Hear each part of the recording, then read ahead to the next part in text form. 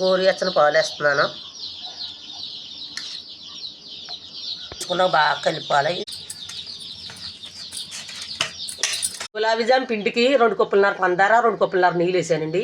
ఇలా పెట్టి ఇలా మరిగిన తర్వాత లాలికల పొడి వేసుకున్నామండి.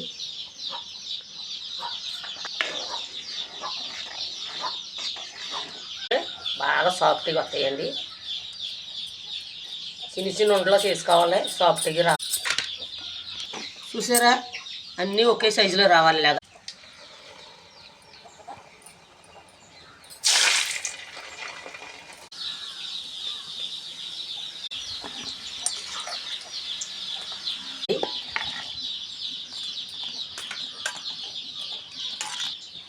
చూసారు ఎంత బాగున్నాయి గులాబీ జామి. ఇలాగంట్లోకి అలాగ వచ్చేస్తుంది అన్న.